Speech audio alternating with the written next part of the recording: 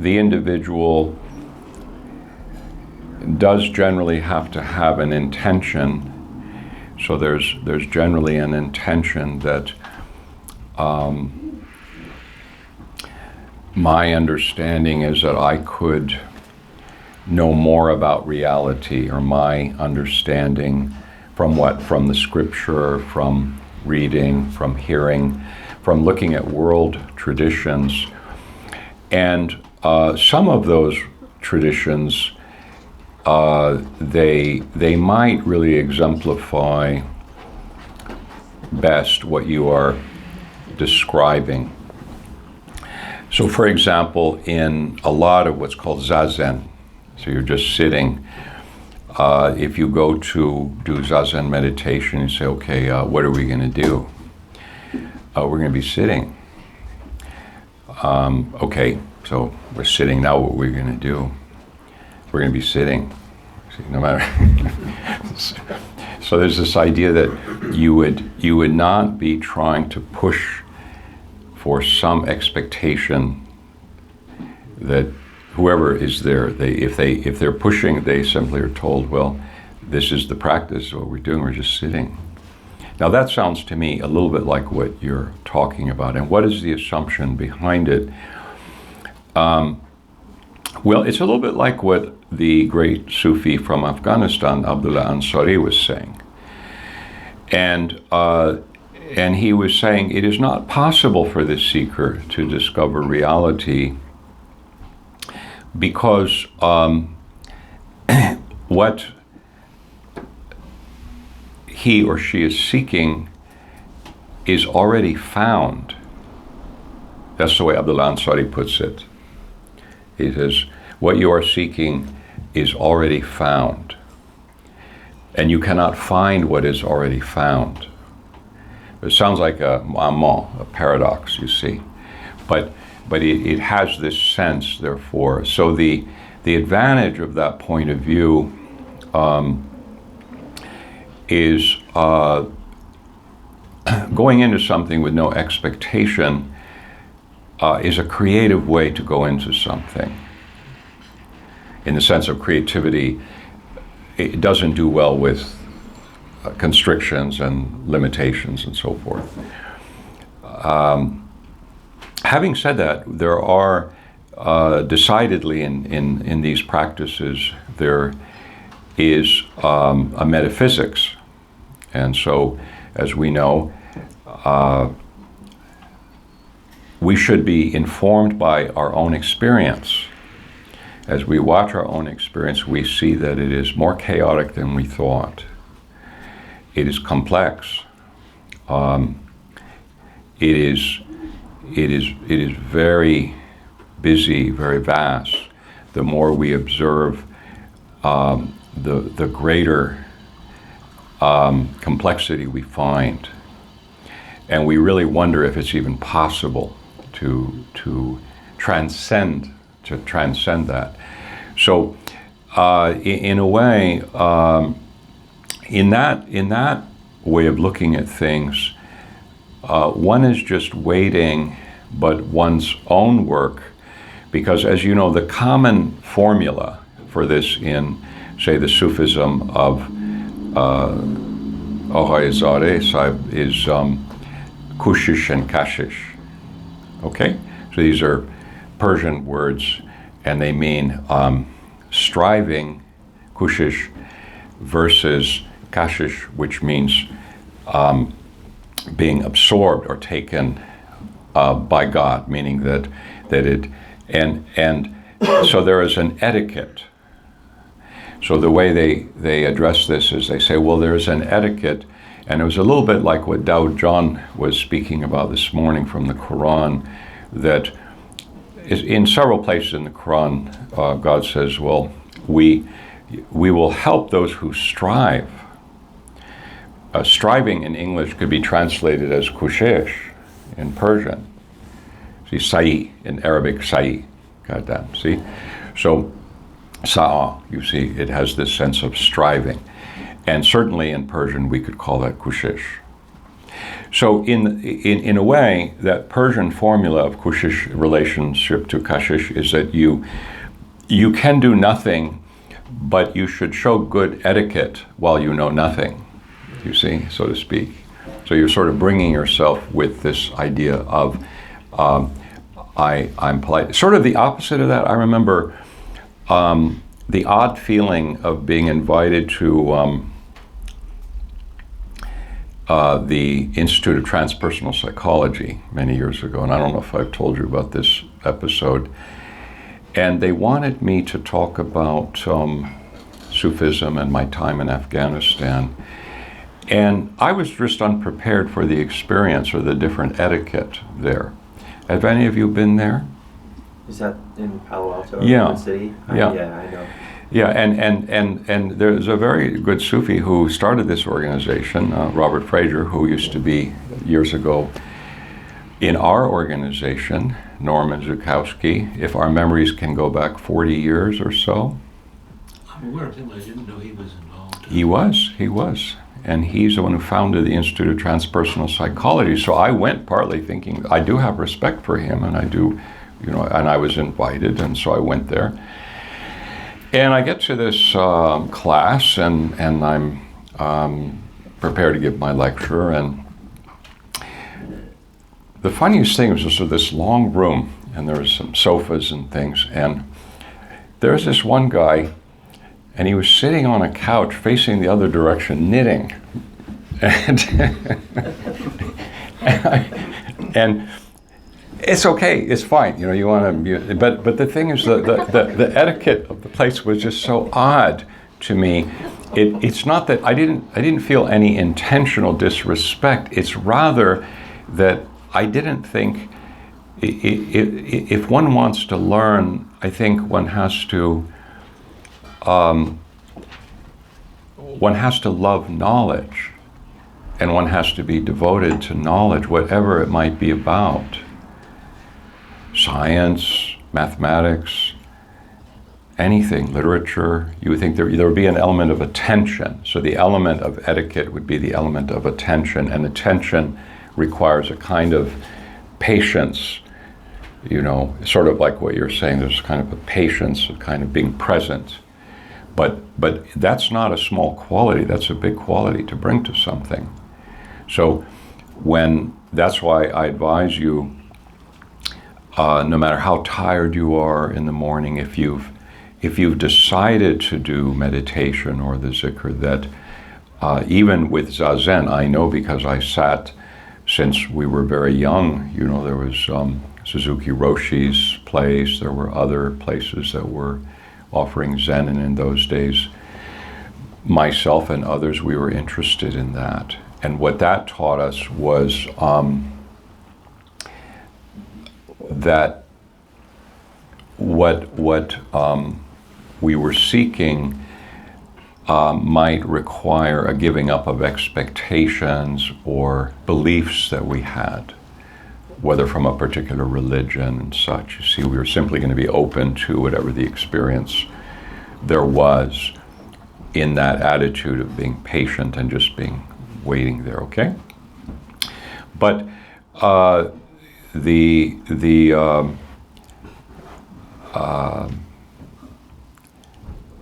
there's something to be said for consistency in any pursuit. Like I'd like to become a musician, to be consistent with practice. Is there a difference between the improvisation of a novice and the improvisation of a master musician? Arguably, there is a difference. And the difference is called that it's a discipline, and the discipline would be the years of playing with scales, musical scales, and that could be a kind of etiquette or kind of preparation. So there, the idea is falling in love with something and become a devotee.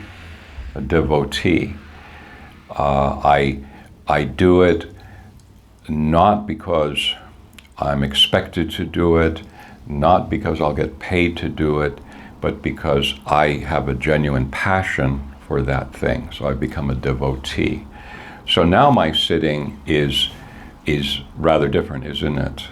I could be tired, I could be preoccupied, but I am a devotee, and I will more or less be able to bring my full attention to that place of being devoted to what I'm waiting for, which is either my Lord or the infinite or whatever is there to be found, you see? And so these are generally balanced. Now the extremes would be, that are not bad necessarily or good. There's the case of Krishnamurti. And you may know that he was chosen as a kind of avatar as a boy. And he rejected this when he was a young man. He said, "This is not true. I'm not an avatar. I'm not a living God being who is the manifestation of God on earth. I'm not that at all." And in fact, nobody's going to get anywhere with that point of view about me or about themselves. And in fact, even the very act of deciding to sit down in meditation is a hazard. So that would be the extreme on that end of the scale. And he was in California. He lived the latter part of his life at Ojai, and he... Norman, did you encounter his teachings at all? Slightly. Yeah. Well, a very interesting person, because imagine you're chosen to be the living God, and, you know, despite all of the fanfare and wealth and everything you might accumulate in that role, you say, well, this is actually nonsense, you see. And this is not, because he had, in fact, obviously some spiritual capacity to, and some honesty, you know, because he's chosen as a child, basically, to be this avatar. Sadly, by some pedophiles, incidentally. He had a rather complicated introduction to Western culture. But anyway, he ended up leaving a great legacy, and I recommend reading some of his work, because what he was saying is, I would summarize it by saying there's great danger in expectation. And in a way, for your question, you might find him very interesting.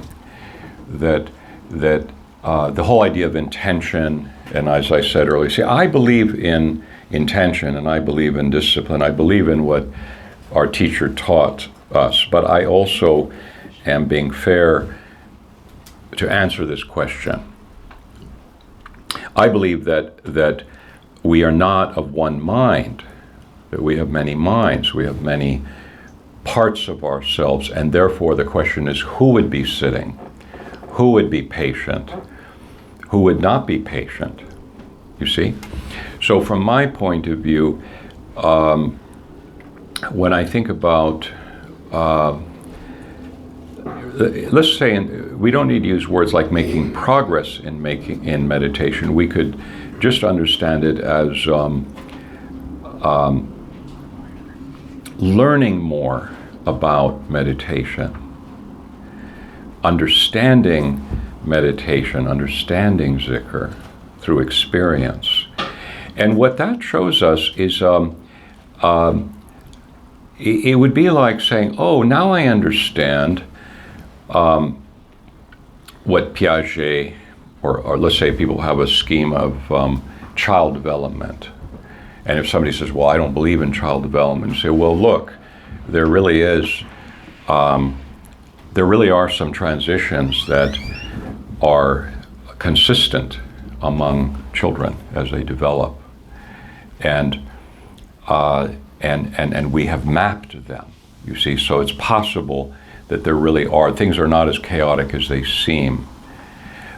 This morning there were several conversations about visionary experience, and I was talking about the value and the hazard of visionary experience, you see.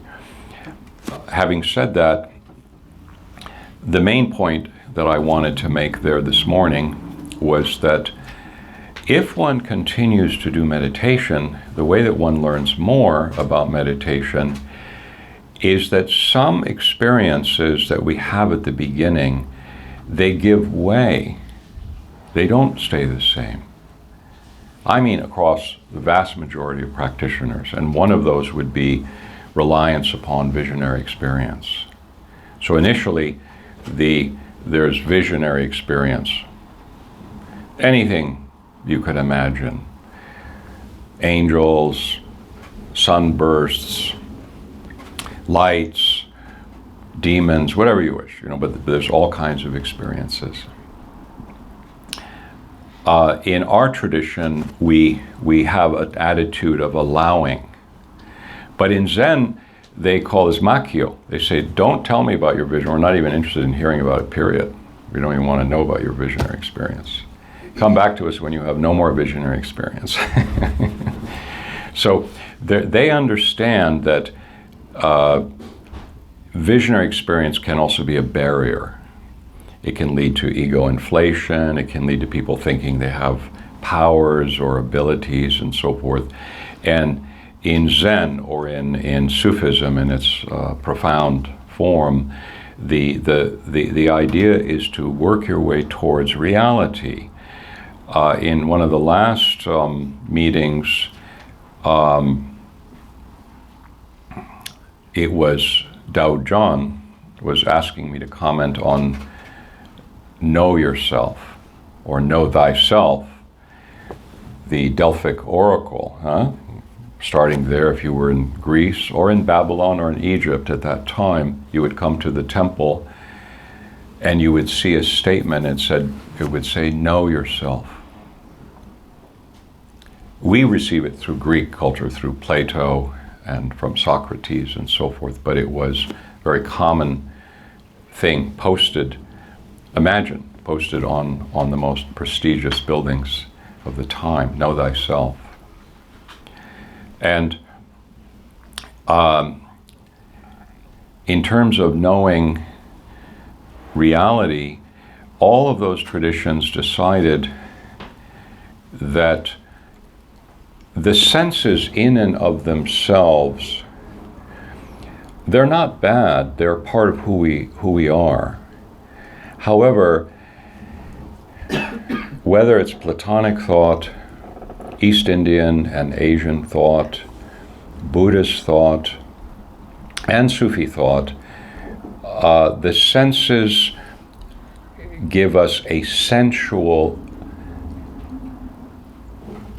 idea and understanding of the world. So in the Sufi literature, much of it derived from other traditions, the common example is given of a stick that has been put into a fire and has a bright coal at the end, and it's spun around, and the senses see that as a circle. It's not a circle. It is the senses interpreting what is happening in front of the eye, and the eye tracks and connects visual experiences that way. Some other eye, mechanical eye, some other eye simply would not see that. There simply is a stick with a solitary coal at the end of it, and its movement changes not in the least the fact that it is a stick with a coal on it. It is never a circle. You see? So the senses clearly change our perceptions of things.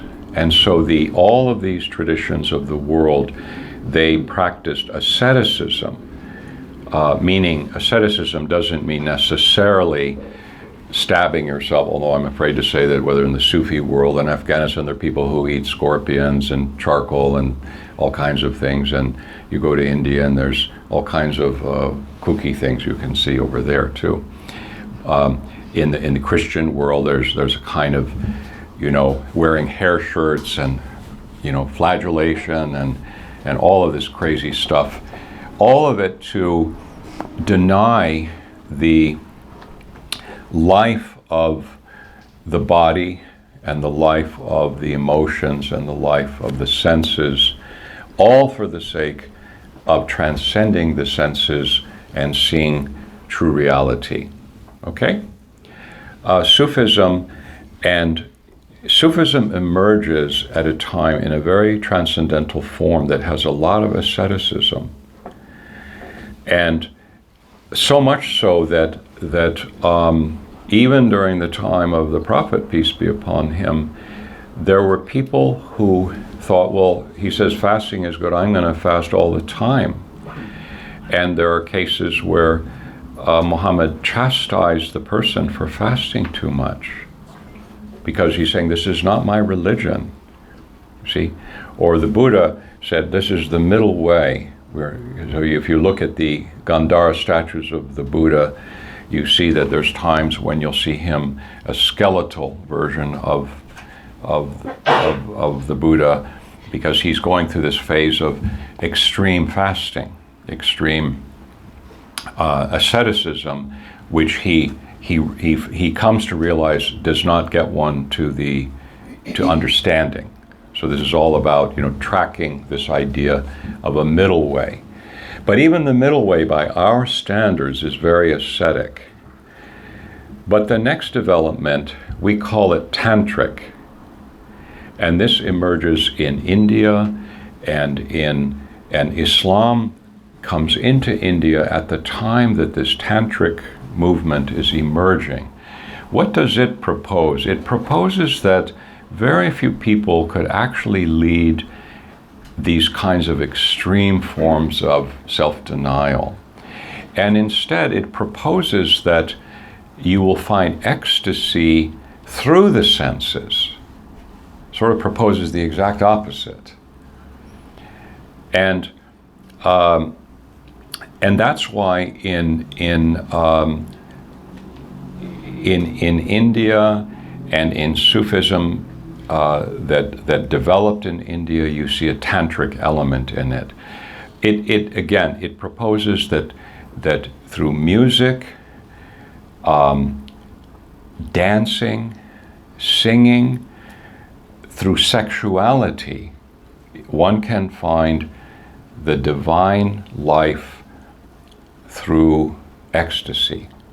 Okay? It's a very different, opposite point of view. And this brings us back to the integrative approach of more modern Sufism, which again does not seek to be as extreme as the Tantric or as extreme as the ascetic teaching. It simply says that you are what you are, just watch who you are. Oh, I'm complicated. I have a life of the senses, the body, a life of the emotions, life of the mind. Coming back to what would I be watching and who would be watching, who would be patient. You know what? We live in a culture where I think it's fair to say we've exposed and unveiled the dangers of excessive ideas and limitations in spiritual practices. The kind of crazy ideas that are very extreme. And we have a lot of great modern teachers, Western teachers even.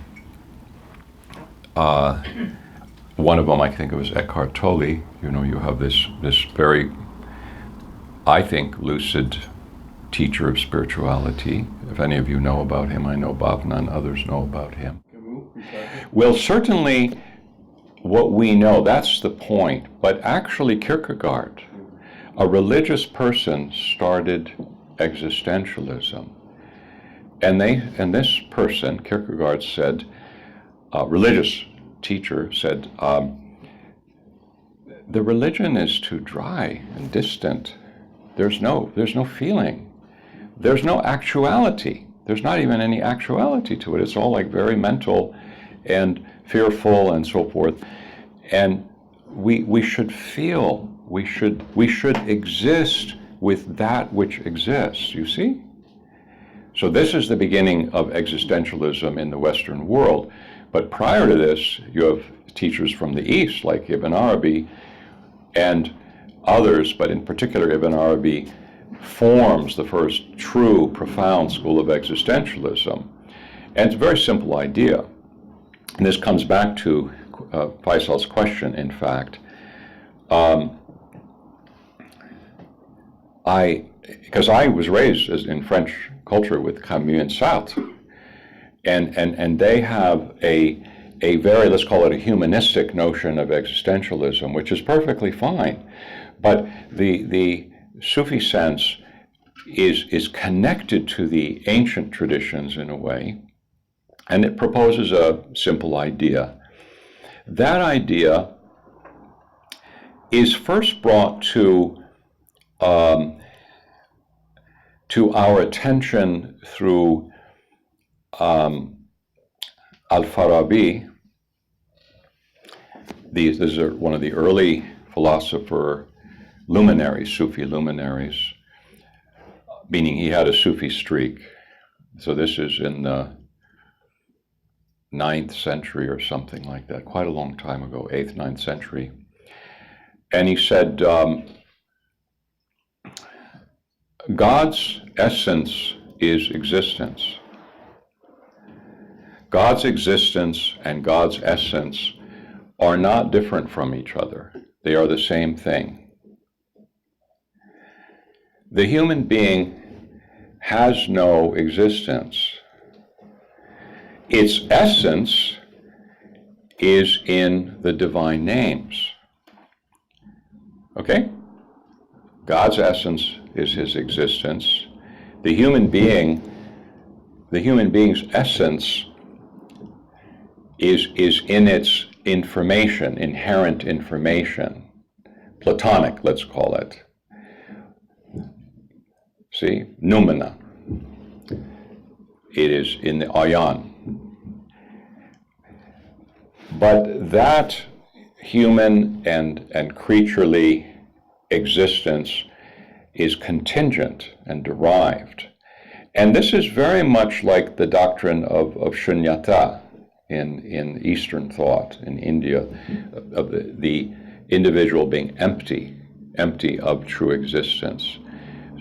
Not a hallucination existing, but existing through the existence of something. Okay, so now we have a very easy way for a school of existentialism to arise, which is, if I sit, I do know something, I know about my existence, because I'm actually doing an existential practice. I'm existentially there, unless I'm just like full of random thoughts, which are also part of my existence. But let's say I'm actually able to watch this process. Then I'm going to see a whole lot going on. Where is it coming from? What is sustaining it? What is its origination? Yeah, some of it are this thing, you know, like I feel things here, see? Some of it is, I have these changing states coming from here. I have all these ideas, see?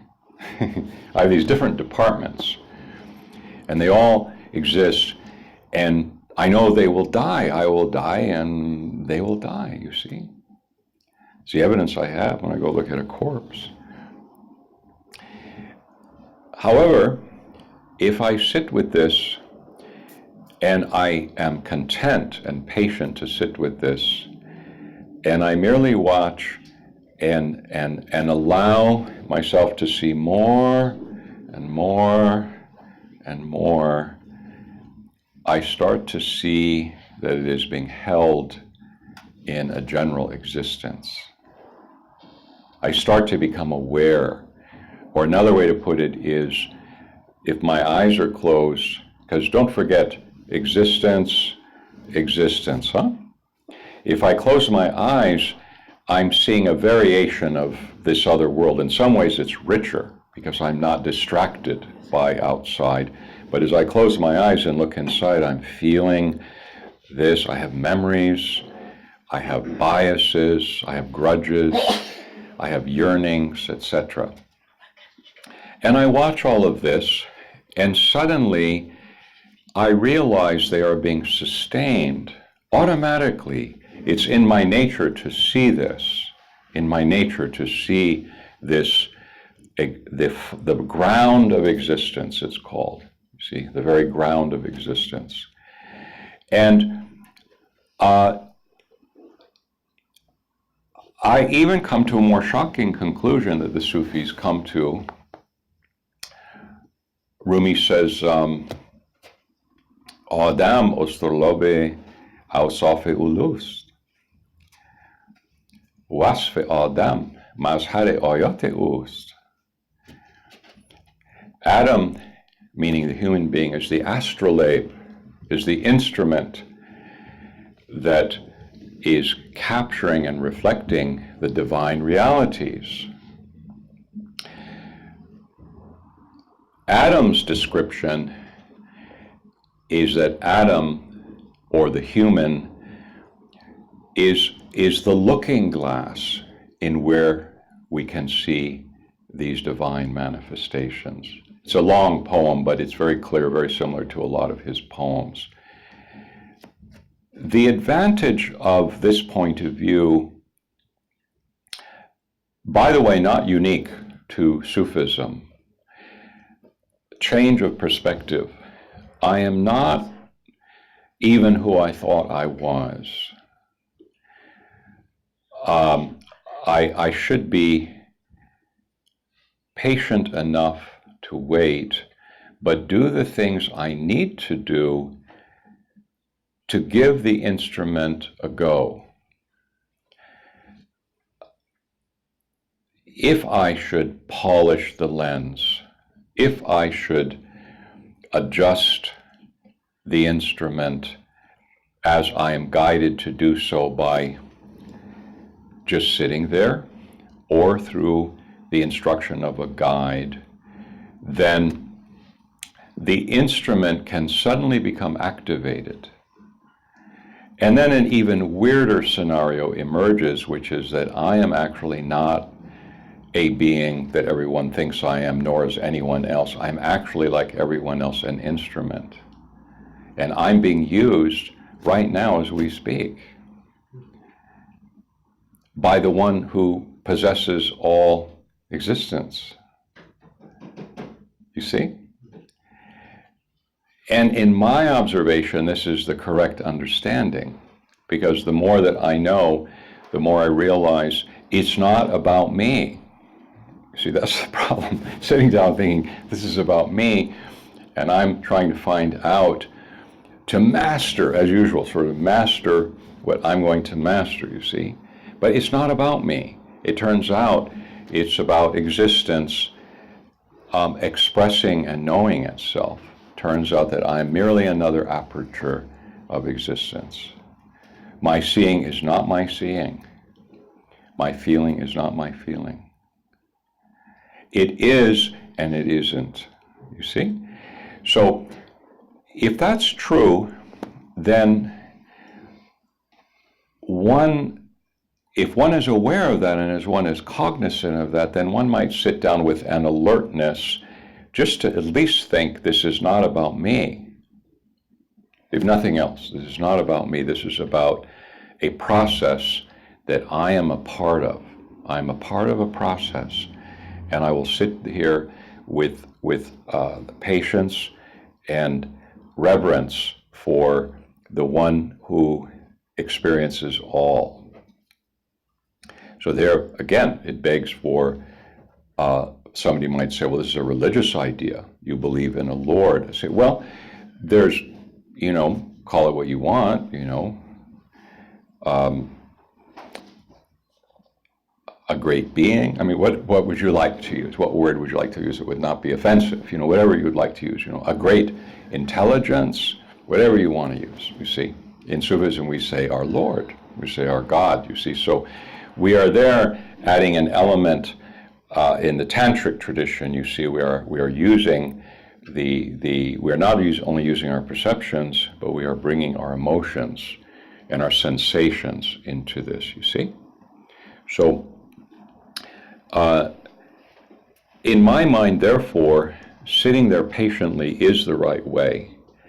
But to that, I have to add that I need to know that I am not coming here about me. I'm coming here because I have been made by a great existential wisdom, and I really wish to just know how I operate. What is my function? What is it I can know? What is it I can see? And in fact, there's a very great deal that any human being can know. It's all been packed. It just needs to be unpacked. It's all there. Guidance through the poets like Rumi, through the Sufis, through the Buddhists, through whoever. Guidance is anyone who has had the patience and the devotion to sit and wait to see what arises. Anyone who does not say, I am powerful and therefore obey me. Anyone who says that we are powerless. Follow that person who says we are powerless, except when we are being used by the great intelligence. You see? In other words, human beings are in danger at every step. Human beings being instruments, if you drop the instrument, it could really careen out of control. What happens if you put a piece especially of black painted or rusted steel in the sun? What happens to it? It's hot. It what? It gets hot. What else happens to it? It warps. It warps. Rumi says the human being is like good iron. And meaning we are to be regarded as the highest kind of iron, the best kind of iron. And the best kind of iron, you could make Damascene steel swords. You could make the strongest structures. You could make hoes and picks and scythes for farming. You could make all kinds of things. But that would not bring you to the most unbelievable application of that good iron would be if you polished it. Because if you polish it, we have the piece of iron, as we say, black, or just let's say rusted is better. You could cook an egg on it, couldn't you, if it's in the sun? Yeah. And you would see it distort. But if you were to polish it, the fact is it cannot absorb that heat in the same way. Why is that? Reflects. It's being reflected, and that is the state in which it has the least distortion, when it seems to be the least itself. It seems to be the least it is of itself, because now you can no longer even see it. You can only see the brightness of the sun shining in it. Do you see what I'm trying to say? The talk I gave called The Impersonal Existentialist is based on this idea. Impersonal meaning it turns out to be the highest and best application of my instrumentation.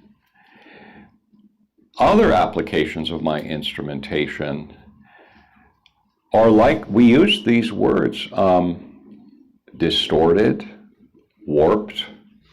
That's what I was saying earlier about this metal. Because it's not only going to heat up, it's going to distort when it heats up. You follow me? It cannot be what it could be in relationship to stability, optimum functionality in terms of instrumentation. And that's why in the Quran, the Sufis hold on to this verse so much.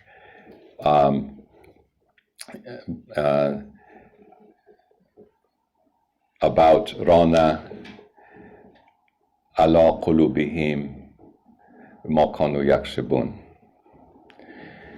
There is the what they have acquired, meaning opinions, ideas, actions, has created a verdigris and a rust upon their hearts. You see? Rana ala qulubihim ma kanu yaksibun. Okay? The Sufis say the doctrine of the instrumentation is in the Quran. There's many other verses. What about Qiyamah? Isn't Qiyamah about the afterlife? Wujuhun yawma idzin nadira ila rabbiha nazira. What's this mean?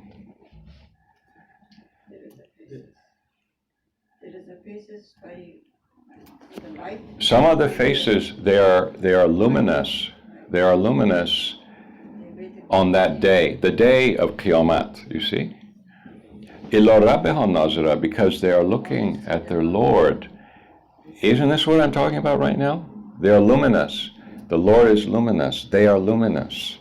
Qiyamah means the resurrection, means that you have transcended the body. If you wish, it is a faraway time in a place where everyone is resurrected and they get to eat cake forever, or whatever the idea is, you see. But if you're looking in the Sufi way, you are saying, no, it's right now, right now. And when you see the existence shining in another face, in Quran it says, you will see it in their eyes, you will see it in their face, you will see that they are actually carrying another. The Lord is with them. You see? Things like this. So the idea of I should sit there to understand the instrumentation, and sitting there for a long time, I will come to understand how to tune the instrument. Because either I'm going to give it up, I have only so many choices. I'm going to go get help, which may not help because I need to find this somehow with the least amount of help. I need good help, but I need the least amount of help. I need to be patient. I need to wait. Because then I could see, I could let go of the verdigris. And as I let go of the verdigris, the iron is starting to reflect more of the beloved. It's starting to be less warped. I'm sure it's somebody say, that person is warped. You know, like we say it even in common language. We say it in our common language. I'm saying it's a metaphor in the Quran. It's in Rumi's thought, this idea of the warpage, the loss of the functionality of the instrument, you see? So this is worth remembering.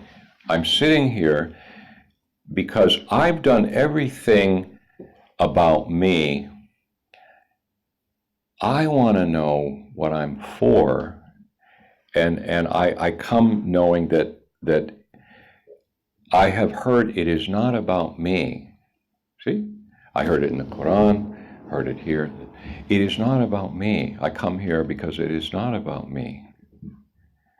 It's only about me when the light is shining from my face because I am looking at the Lord and that light is what's shining on my face, you see? That light, it's still, now it is called mu'ayna. Mu'ayna is a term Rumi uses. It's an Arabic word, and Rumi also uses a Persian. Persian is hamdidari. Hamdidari means mutual seeing. Ila rabbiha nazira. It's in the Quran. They are looking at their Lord. They're looking. There's some people say, "Oh, that's this." Don't listen to the Sufis. They're saying you can see God. Well, God says you can see God in the Quran. He says, "Ila rabbiha nazira." You see, God is saying it in more than this place, but this place is a very strong place. Because you see what I'm saying? Because there's a special thing called the resurrection. You have actually arisen out of yourself. Qiyamat, the idea of qiyam, of standing up, of coming up, back out. So we say in English the resurrection. People say judgment day and this and that, but that's a very limited way to think of it, you see. It's really about whenever you arise out of yourself. Isn't that called ecstasy? You are in ecstasy because it's not you. You're riding on the ecstasy of the one. You see, you're full of the ecstasy of the one, and it was given to you from the very beginning. It was never withheld from you. What was withheld from you is what you withheld. What we have withheld are devotion, love, interest, application. Whatever we have withheld has caused us this situation of having what is ours withheld from us, you see? So I think that's a good enough exploration of the topic of just sitting or waiting patiently. Am I not just waiting? Yes, but if I'm waiting and allowing and thinking about time, and I'll just let the time fly and just move my thoughts here and there, this is not exactly the kind of waiting they have in mind. The kind of waiting they have in mind is that I should find a process. So it could be, maybe if I put my mind on something other than my usual mental and other emotions and physical sensations, what if I simply watch something that is part of me, which is my breath? So this would be very true in a lot of traditions of the world. I'd say the vast majority of the world, you could sit in this one thing and somebody say, okay, we are going to watch our breath, and nobody should object to that. This is the work of Satan, or something like this. See, so the breath is given to us by God. So we're just going to watch the breathing, see? Or it could be a candle. So the idea there is the training of attention so that this is part of the instrumentation.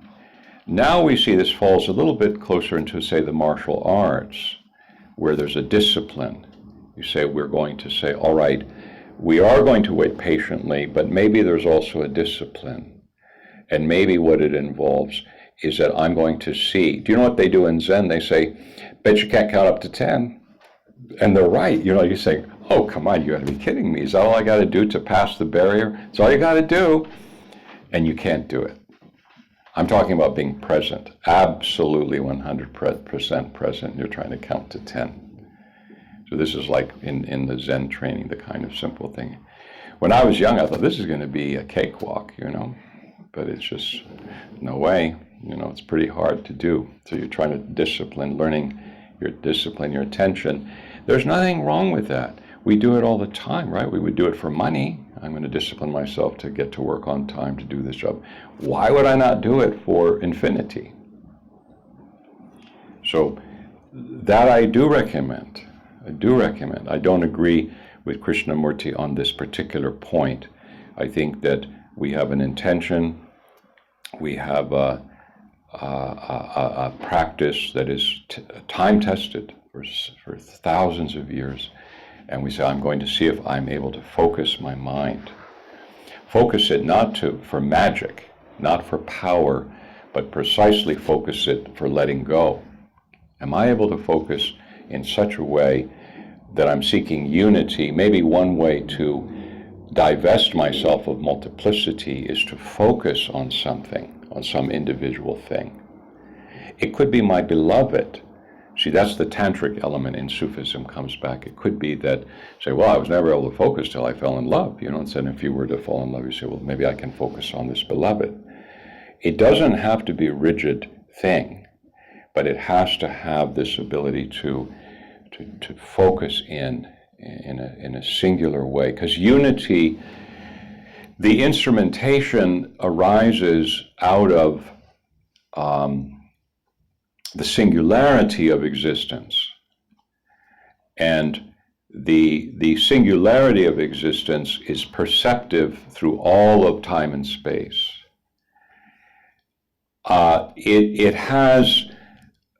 It is not visible.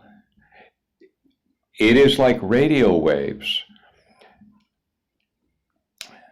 that are not visible. It is like any of the waves of information, visual or audio, that only become known in an instrument that has been tuned in to receive them and possibly broadcast them. There's right now thousands of signals moving through the space we're sitting in. What would it be like if we were able to grasp all of them at once? It would be pretty incredible, wouldn't it? But what we're talking about here is something much more powerful and much more subtle and much more beautiful, frankly. And that's where, coming back again, Adam Usturlabe Awsafe Ulus, Wasf Adam Mazhar Ayat Ust. Har che dar minumayad عکس اوست همچو عکس ماه اندر آب جست بر ستور لابش نقوش عنکبوت بحر اوصاف ازل دارد ثبوت. So this is all part of a poem that I've read to you before about where Rumi's making a clear case about the nature of the human being completely that of an instrumentation. And the idea is the meditation, therefore, is the self-tuning and observing greater or lesser reflectivity. Oh, there was greater reflectivity when I focused on my breath. I became caught up in my own emotions for a while. I became caught up in this memory. I became caught up in this and that. It was more really about my small, sort of local, personal life, but not about the great perception. So yes, we sit and we watch, say, yes, this is moving somewhere. I'm picking up signals. You're turning the knob and you finally start to tune the knob, and that's really what it's about, see? And that requires the kind of patience. But isn't that a combination of kushish and kashish, huh? Of striving and being drawn? You think you're striving, and all along you didn't notice there was a cord pulling you. See, in Quran, that cord, God says He's pulling you by the forelock. You guys know that, huh? In Quran. You say, I'm coming, I'm coming. You can see I'm coming. God says, yes, I can see you're coming. I can see you're coming. See, so that's kashish and kushish, okay? So we have faith. We keep sitting, and it starts to manifest. It starts to become apparent. It is not fake. It is not a lie, it is not unreal. It is real. It is real. And if you stay with it, if you're patient with it, you will see it is real. You see? And then you will have found out what the instrument needs. And when you wish, you will polish it. You will take care of it. You will set it up. And you will serve what it is perceiving. You see? You will serve that. And if you are a radio or a television, whoever looks into it or listens to it, they will be drawn into it as well at some point, you see.